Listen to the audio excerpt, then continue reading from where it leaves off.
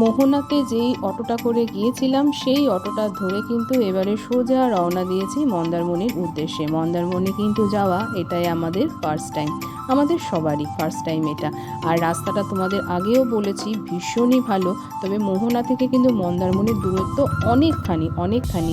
ভাগ্যিস রাস্তাটা ভীষণ ভালো, তাই জন্য কিন্তু জার্নিটা আমাদের অতটা খারাপ লাগেনি।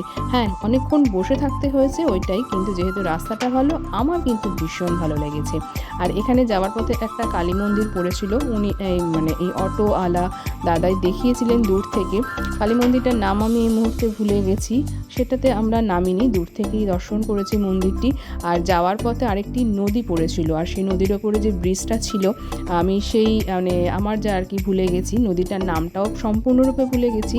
আর নদীটার নামেই কিন্তু সেই ব্রিজটা, ভীষণ ভালো লাগছিল দেখতে। আর এইখানেও কিন্তু আছে শুটকি মাছের আড়ত আর কি, সে দূর থেকেই দেখাচ্ছিল। আর রাস্তায় যেতে পড়েছিল শঙ্করপুরের নাম তো আমরা সবাই জানি, কিন্তু সেখানেও আমরা নামিনি, কোথাও কিচ্ছু নামিনি, একদম টানা সোজা চলে গেছি কিন্তু মন্দারমণি।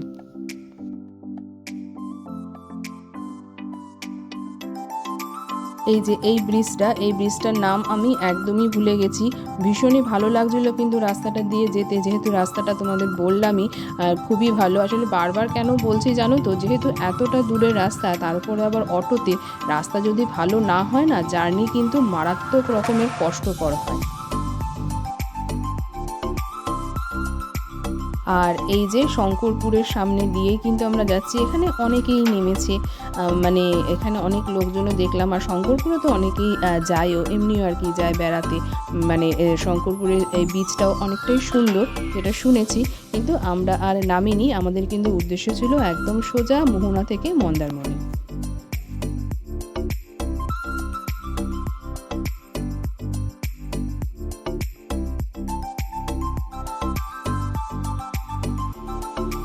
আর এই যে বেশ কিছুক্ষণ জার্নি করার পর অবশেষে কিন্তু আমরা পৌঁছে গেছি মন্দারমণি।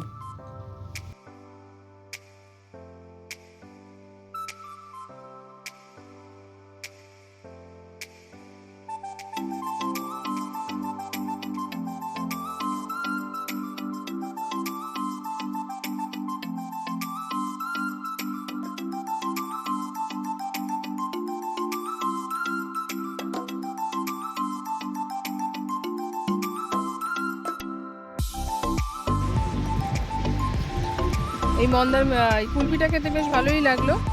আর মন্দারমণিতে তো আগে আসিনি, মন্দারমণিতে এখনই আসলাম, কুলফিটা বেশ ভালো ছিল। আর মন্দারমণিতেই প্রথম আসলাম, মানে কি বলবো জানি না, যারা একটু নিরালা নির্জনে নিভৃতে, জানি না দেখাতে পাচ্ছি কিনা, থাকতে বেশি ভালোবাসে তাদের অবশ্যই মন্দারমণি ভালো লাগে, এটা আমরা সবাই জানি। আমরা তো সেই পাবলিক নই যে নিরালা নির্জনে নিভৃতে, আমরা একটু হই হট্টগোলে থাকার পাবলিক। যাকে ভালো, যথেষ্টই ভালো। এখনও অবধি তো দেখছি পরিষ্কার পরিচ্ছন্ন বীজটা, সেরকম পাবলিক অনুযায়ী বীজ নোংরা হয়, যেখানে লোকের ভিড় বেশি সেখানে বীজ নোংরা হয় ঠিকই। ঠিক আছে, ভালোই লাগছে। আর ওই যে সবাই কুলফি খাচ্ছে,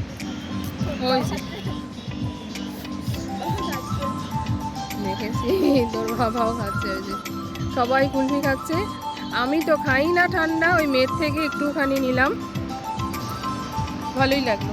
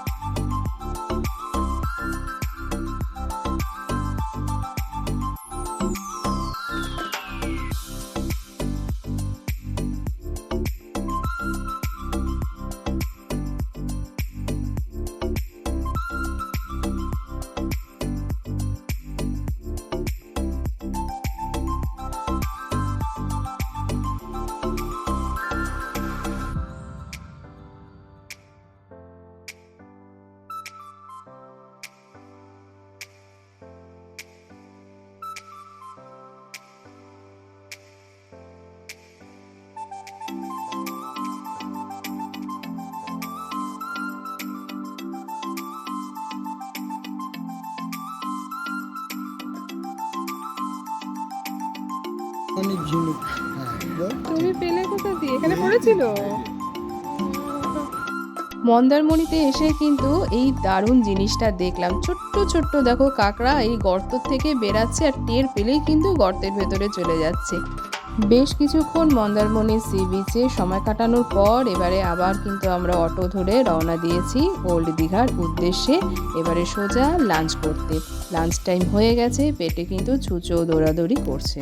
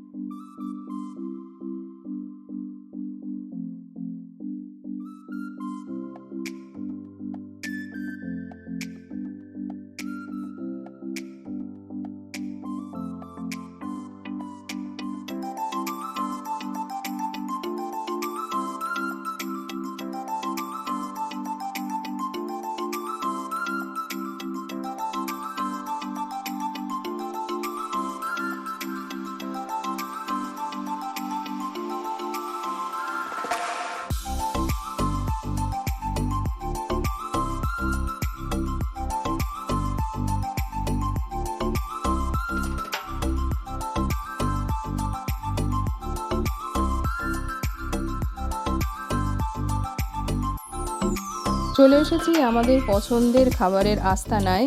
এখানে পছন্দের খাবারের আস্তানার একটা কথাই কারণেই বললাম, একটু হয়তো খাবারের দামগুলো বেশি কিন্তু খাবারের স্বাদ হলো গিয়ে দুর্দান্ত। তবে আজকে যেহেতু সোমবার আর আজকে একটু স্পেশাল ডেও যেহেতু আছে, মেয়ে আজকে আর পনির নেয়নি, মেয়ে নিয়েছে এগ ফ্রাইড রাইস। ও ভুল বললাম, মেয়ে এগ ফ্রাইড রাইস নিয়েছে কিন্তু সাথেও পনিরটা নিয়েছে। আর আমরা কিন্তু সবাই নিয়েছি নিরামিষ, কিন্তু আমার একটু ধরমভ্রষ্ট হয়ে গেছে। আমার সোমবার নিরামিষ আমি খাই, আর কর্তামশাইয়ের সঙ্গে আজকে একটুখানি একটু খুনসুটি ঠিক বলবো না, একটুখানি রাগারাগি মতন হয়ে গেছে।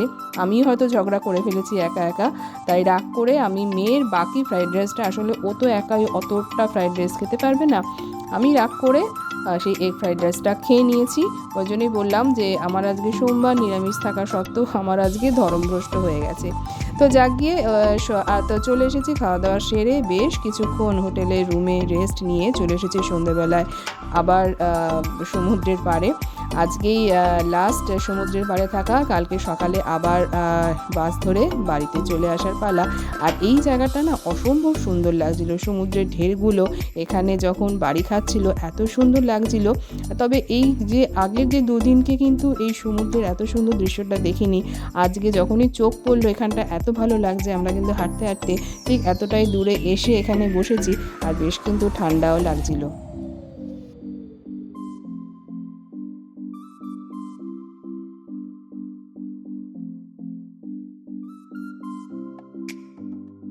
এই যে এখানে বসে আছি না, কিছুক্ষণ বাদে না দুটি মেয়ে এসেছিল কানের দুল বিক্রি করতে।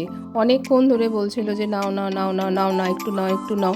তো কি করার, নিয়েছিলাম। কর্তামশাই আমার জন্য গলার সেট আর কি নিয়েছিল, কিন্তু যেহেতু আমি ওরকম সেট পরি না, আমার একদমই সেগুলো পছন্দ না, তাই সেটাকে পাল্টিয়ে আমার মেয়ে বললো তাহলে ওটাকে পাল্টিয়ে ওই দামেরই দুটো কানের আর তার সঙ্গে ও একটা ক্ল্যাচার নিয়েছিল, সেগুলো তোমাদের সঙ্গে পরে শেয়ার করব।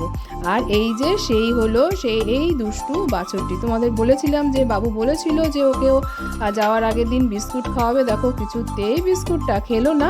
আর এই যে উনি কোথা থেকে দৌড়াতে দৌড়াতে চলে এসেছেন, ও কিন্তু বিস্কুটটি ঠিক খেয়ে নিল। আর চলে এসেছি এবারে ডিনারেও কিন্তু নিরামিষ। আর যে কদিন ছিলাম দীঘাতে পুরোটাই নিরামিষই খেয়েছি, মাছ মাংস কিচ্ছু খাইনি। সেদিনকে আমার কর্তামশাই আর কি এগ থালি নিয়েছিল, কিন্তু ওই যে বললাম খাবারের কোয়ালিটি প্রচণ্ড বাজে ছিল। আর আমার মেয়ের কথা কি বলবো, ও কিন্তু কোনো ধরনের কিচ্ছু বায়না করেনি যে আমার চিকেন ছাড়া চলবে না। ও কিন্তু প্রত্যেকটা দিন এই পনিরই খেয়ে গেছে, আর পনিরটা ওর ভালোও লেগেছিল। তো চলো রাতের খাওয়া দাওয়া সেরে নিই, খাওয়া দাওয়া কমপ্লিট করে এরপরে চলে যাব আমরা। তো আমার হোটেলে এবার সব প্যাক ট্যাকের করার ব্যাপার আছে, আর তোমাদের সঙ্গে শেয়ার করব কি কি কিনেছি।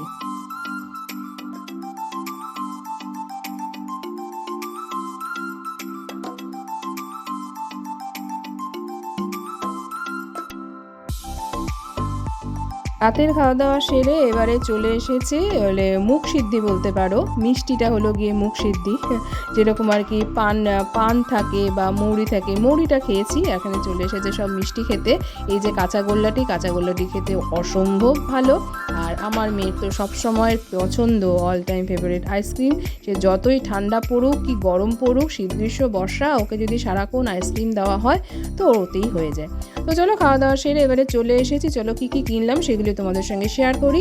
এই যে এটা কিনেছি, এই টেবিল ম্যাটটা কিনেছি, তবে এখানে কিন্তু কোস্টার নেই, কোস্টার ছাড়াই কিনেছি, আর আমি কোস্টার ছাড়াই খুঁজছিলাম তো পেয়ে গেছি।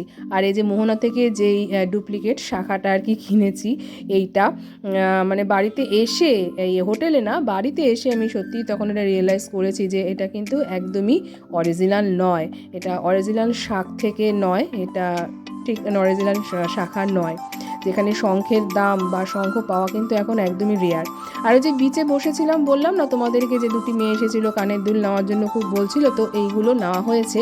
আর এটা নিয়েছি আমি দিদির জন্য, দিদিকে দেব, আর এখান থেকে এই দুটো রাখবো আমার জন্য। আর আরেকটা যেটা আমার মেয়ের পছন্দ হয়েছে, এটাও আমি আমার জন্য রাখবো। আর এই যে এইটি আমার মেয়ে পছন্দ করেছে, এটি বলেছে ও পরবে।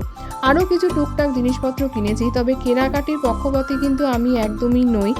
কোথাও গেলে সেরকম কিছুই একটা কিনি না, আবার মানে ওগুলোকে বয়ে আনাও কিন্তু অনেকখানি কষ্টকর ব্যাপার, আমার কর্তামশাই একদম পছন্দ করে না। তবে এইবারে কিন্তু নেই করে বেশ কিছু টুকটাক কেনাকাটাও হয়ে গেছে। আর কিনেছি 3টে এই ফ্রিজ ম্যাগনেট। এই যে এইটার মধ্যে একটা দেব বৌদির জন্য, একটা দিদির জন্য, আর এটা মেয়ে পছন্দ করলো যে এটা আমাদের জন্য রাখো, জয় জগন্নাথ। আরও কিছু কিনেছি, একটা কিনেছি হলো গিয়ে জলশঙ্খ। মা বলছিল যে জলশঙ্খ কিনো, বাড়ির জলশঙ্খটা ভেঙে গেছিলো, ভেঙে ঠিক যায়নি, মানে একটু আর কি ভাঙাচোরার মতন আর কি, বলছো তো যাচ্ছ যখন ওখানে তো একটা জলশঙ্খ এনো। আর আমার কর্তামশায়ের কাজ দেখো, সেই যে চন্দনেশ্বর মন্দির গেছিলাম সেখান থেকে তিনি এই চন্দন কাঠটি কিনেছেন, এটির দাম নিয়েছে 40 টাকা। তবে গন্ধ আছে চন্দনের ভরপুর, কতটা অরিজিনাল জানি না এখনও, যদিও সেটা ইউজ করা হয়নি, ইউজ করা হলে তোমাদেরকে অবশ্যই বলবো এটা অরিজিনাল নাকি নকল জানি না। আর আমার শ্রীমতী এই নন্দী মহারাজকে পছন্দ করে কিনেছে, ও নাচের আন্টিকে গিফট করবে, এই দেখতে কিন্তু বেশ ভালো লাগছিলো। আর দীঘাতে এসেছি, যেটা না কিনলে একদমই নয়, সেটা হলো গিয়ে ভাজা কাজু বাদাম কিন্তু লোকাল মার্কেটেও পাওয়া যায়, কিন্তু ভাজা কাজুটা জানি না খোঁজ করলে পাওয়া যাবে কিনা। তবে দীঘাতে এসে ভাজা কাজু না কিনলে দীঘার যাত্রাটা কিন্তু একদমই অসম্পূর্ণ থেকে যায়। তো 3 প্যাকেট ভাজা কাজু নেওয়া হয়েছে, একটা দিদিকে দেব, একটা ওই বাড়ির জন্য, একটা আমাদের জন্য। আর তো ফুচকা ও এমনি কাজুও কর্তামশাই কিনেছিল, সে সি বিচে বসে খেয়েছিল, সেটাও খানিকটা রয়ে গেছে। তো চলো গোছাই, কালকে তো রওনা দেওয়ার পালা।